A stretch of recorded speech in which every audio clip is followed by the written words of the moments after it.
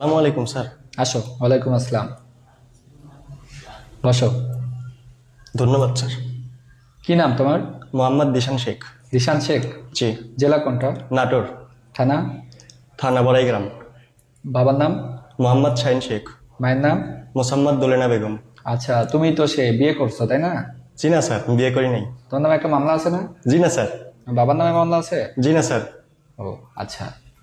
বস, শুনতে পারলাম যে তুমি টাকার মাধ্যমে এখানে আসছো। জি না স্যার, আমি কোনো টাকার মাধ্যমে এখানে আসিনি স্যার। আসো নাই? জি না স্যার। আচ্ছা, তুমি তো ভালোই। তোমার বাবা কি করে? আমার বাবা একজন মুদি দোকানদার। মুদি দোকানদার? জি স্যার। দোকান থেকে টাকা পয়সা মারো নাই? জি না স্যার। আচ্ছা, ভালো তো। তোমাকে চাকরি দিলে তুমি কত লক্ষ টাকা দিবা? জি না স্যার, আমি কোনো টাকা দিয়ে চাকরি করবো না স্যার। করবে না? জি না। বিয়ে করছো? জি না স্যার। গার্লফ্রেন্ড আছে? জি না স্যার। এই বয়সে গার্লফ্রেন্ড নাই? আমাদের তো 5-6টা থাকতো। জি স্যার, আমি ছোটবেলা থেকেই আমার স্বপ্ন আমি একজন সেনাবাহিনী সৈনিক হব। সো তার জন্য আমি এগুলোর মধ্যে যাইনি স্যার। যাও নাই? জি না স্যার। আচ্ছা, তোমার পরিবারে কে কে আছে? স্যার, আমার পরিবারে 5 জন সদস্য। আমি, বাবা, মা, ছোট ভাই এবং আমার দাদি। তোমার পরিবার ইনকাম কে কে করে? আমার বাবা করে। তোমাদের মাসিক ইনকাম কত? স্যার, আমাদের মুদির দোকানদার, সো এটা জানা নাই যে কত টাকা ইনকাম হয়।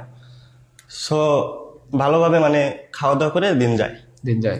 জি। আচ্ছা, তুমি বলো তো, 1 কেজি তুলার ওজন বেশি নাকি 1 কেজি পাথরের ওজন বেশি? দুটোই সেম স্যার। দুটাই সেম? জি স্যার। আচ্ছা, তুমি বলো, এই রুমের ভিতরে একটা ফ্যান চলতেছে, জি। একটা দরজা আছে। জি।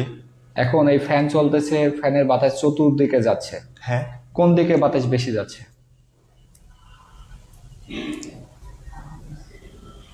চতুর্দিকেই স্যার। চতুর্দিকেই? জি স্যার। আচ্ছা, তুমি বলো ঢাকার পূর্ব নাম কি? জাহাঙ্গীরনগর। বাংলাদেশ সেনাবাহিনী প্রধানের নাম কি?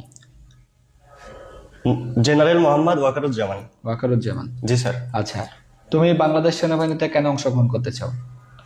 স্যার, ছোটবেলা থেকেই আমার স্বপ্ন আমি একজন বীর সৈনিক হব। সো যেখানে মানে এটা সেনাবাহিনী এমন একটা প্ল্যাটফর্ম যেখানে জীবন মৃত্যু দুটোই গর্বের। সো এই জন্য। আচ্ছা, তোমাকে যদি সেনাবাহিনীতে অংশগ্রহণ করলে কোনো বেতন না দেওয়া হয়, চাকরি করবা? জি না স্যার। বেতন লাগবে? জি স্যার। কেন?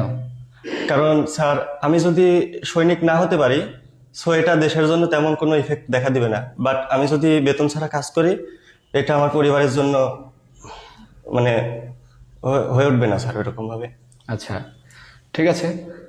তুমি এখানে অংশগ্রহণ করলে যে কোনো সময় শত্রুগুলোতে মারা যেতে পারো। তুমি এগুলো জানা সত্ত্বেও কি চাকরি করবা? জি স্যার। আচ্ছা, তুমি কি সবসময় জীবন দেওয়ার জন্য